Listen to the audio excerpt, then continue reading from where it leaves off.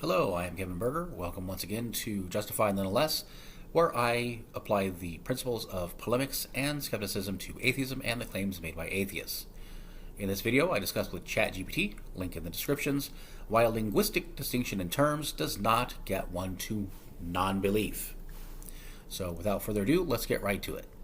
I begin by asking, is it true that the English letter A is not the same thing as the English letter V? The reply to that is yes, that's correct. The English letters A and V are distinct characters in the alphabet, each representing different sounds and shapes. They serve different purposes in written and spoken language. I say, it logically follows then that the word apple is not the same thing as the word violin, correct? And the reply to that is exactly. Apple and violin are two different words with distinct meanings, even though they both use letters from the English alphabet. They represent entirely separate concepts. I ask, is it true that the word bat can represent both a nocturnal mammal capable of flight and a wooden stick used to play various sports? The reply to that is yes, that's correct. The word bat has multiple meanings. It can refer to both a nocturnal mammal capable of flight and a wooden stick used in various sports like baseball and cricket. These are homonyms, where the same word can have different meanings or interpretations depending on the context. I ask, is it true that both the words pants and trousers are used to refer to outer garment covering each leg separately and usually extending from the waist to the ankle? And the answer to that is yes, that's correct. Both pants and trousers are commonly used to refer to outer garment that covers each leg separately and usually extends from the waist to the ankle. The choice of term may vary depending on the regional or cultural differences in English. In some places, pants is more commonly used, while in others, trousers is the preferred term. At this point, I say, it would appear then that it's not the word itself, but the difference in the object to which the word refers that actually matters. Yes? And the answer is exactly. The significance lies in the object or concept that the word represents, rather than the specific arrangements of letters or sounds that make up the word. Different words can be used to describe the same or similar things, and the choice of word may depend on factors like regional dialects, cultural preferences, or historical influences. So it's the underlying meaning or referent that is most important. I ask, is it true that Cambridge Dictionary defines vehicle as a machine, usually with wheels and an engine used for transporting people or goods, especially on land, and an automobile as a car? And the answer is yes, that's correct. According to Cambridge Dictionary, a vehicle is defined as a machine, usually with wheels and an engine, used for transporting people or goods, especially on land. On the other hand, an automobile is defined as a car, which is a specific type of vehicle designed for personal transportation on roads. The word automobile is often used interchangeably with car. So I ask, is it true that if one conducts a Google image search for these words, the respective searches yield nearly identical results, indicating that the words automobile and vehicle are sometimes used interchangeably despite having different definitions and usage? And the reply is yes, that's correct. While automobile and vehicle have distinct definitions and usages, they are sometimes used interchangeably in everyday language. This can lead to similar or even overlapping results in a Google image search, as people may use both terms to refer to cars or other types of vehicles. Keep in mind that language usage can vary depending on context, region, and individual preference, which can contribute to this interchangeability. So I say, does this not emphasize again that it's not the linguistics of the terms, but the objects themselves that matter? To which the reply is yes, exactly. It underscores the idea that the significance lies in the actual objects or concepts that the words represent, rather than the specific linguistic labels used to describe them. Language is a tool for communication, and its effectiveness ultimately depends on mutual understanding of the intended meaning, regardless of the specific words or terms chosen. So the focus should be on the real-world reference rather than the linguistic labels themselves. At this point I ask, does this not indicate that because beliefs are mental states, by defining atheism in this way implies the existence of a distinct mental state that linguistics alone cannot substantiate?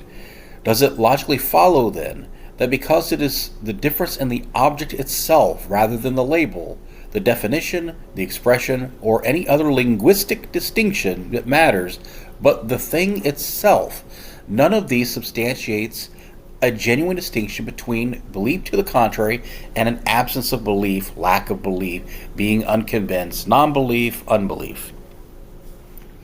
And the response to that is, you bring up an interesting philosophical point. Indeed, the distinction between belief, non-belief, and absence of belief can be subtle and often relies on subjective experiences and mental states of individuals. While linguistics and definitions attempt to capture these nuances, they may not fully encapsulate the complexity of personal beliefs and perspectives. Ultimately, this is a topic that has been debated among philosophers, theologians, and scholars for centuries, and there isn't a universally agreed upon definition or understanding. It's important to recognize that beliefs can be deeply personal and nuanced, and they may not always fit neatly into categorical definitions. So I say, that's not what I asked. My question is this: does the fact that there are different terms with different usages at play substantiate a genuine difference in reality in regard to what those words describe?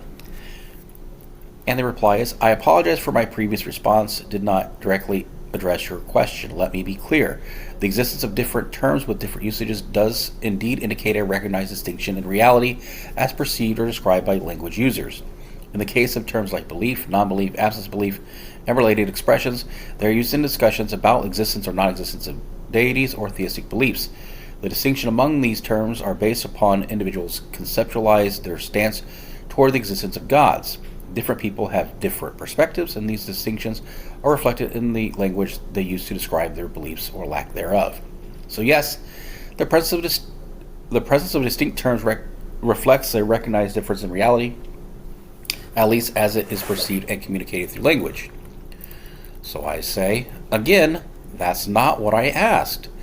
I acknowledge the terms absence of belief, lack of belief, non-belief, and unbelief are not the same as the term belief to the contrary. I also acknowledge that the concept of an absence of belief is not the same as the concept of belief to the contrary. That is not the point of contention. The point of contention is, does the linguistic distinction substantiate a distinction in reality between not believing P and believing the negation of P? The reply to that is, I see. I apologize for any misunderstanding. This is a philosophical question that has been debated by philosophers for a long time. Some argue that there is indeed a real distinction between not believing a proposition, such as the existence of a deity, and believing the negation of that proposition. They contend that these represent different mental states or attitudes toward the proposition in question. Others may take the position that the absence of belief in a proposition is functionally equivalent to believing the negation of that proposition, in the sense that one would act as if the negation were true. This perspective is sometimes expressed as a form of practical or pragmatic atheism. Ultimately, the answer to this question may depend on one's philosophical stance and interpretation of belief and non-belief. It's an ongoing debate in philosophy, and there isn't a universally agreed upon answer. At this point, I say, you say some argue there is indeed a real distinction between not believing a proposition, such as the existence of a deity, and believing the negation of that proposition. They contend that these represent different mental states toward the proposition in question. Is there any empirical evidence to support this contention that they are two different mental states?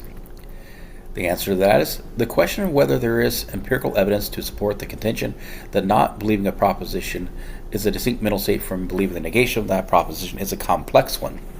Empirical evidence in this context would need to come from studies in psychology, neuroscience, or related fields that investigate the cognitive processes and brain activity associated with belief, non-belief, and related states. However, this is a topic that is highly debated in philosophy, and there is not a consensus on the matter.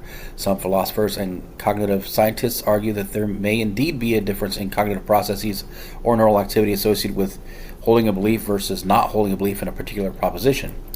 Others may argue that the distinction is more conceptual and does not necessarily correspond to distinct mental states. Ultimately, the question of whether there is empirical evidence to support this contention is an open and ongoing area of inquiry in both philosophy and cognitive science. It's important to note that this is a complex and nuanced topic, and any conclusions would likely be subject to ongoing debate and refinement.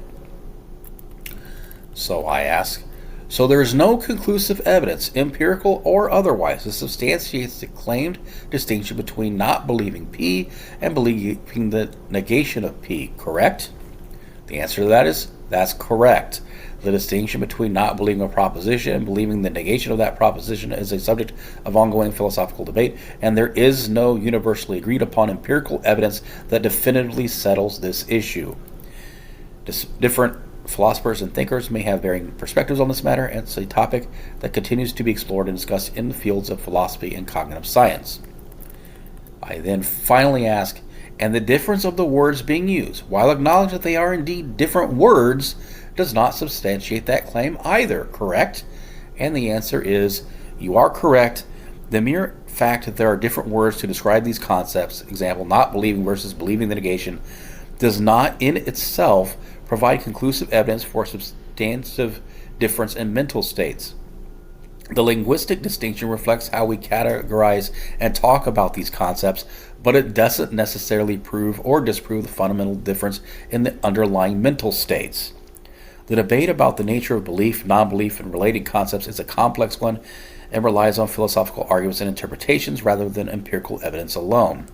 Different philosophical traditions and thinkers may have varying perspectives on this issue. So there you are. If the argument is that non-belief and belief to the contrary are different words or that they have different definitions or meanings, I agree 100%. They are in fact different words. Unfortunately, that doesn't get us any closer to non-belief existing in reality as a separate state from belief to the contrary. Because I've yet to be presented with any empirical evidence whatsoever to substantiate the claimed distinction or any independently verifiable means by which one might differentiate one from the other, as far as I can tell, non-belief in P and belief in the negation of P are as different as a couch is from a sofa, flapjacks are from pancakes, or pants are from trousers. A difference in expression. So until next time, remember, just because your beliefs aren't necessarily true, they should be justified nonetheless.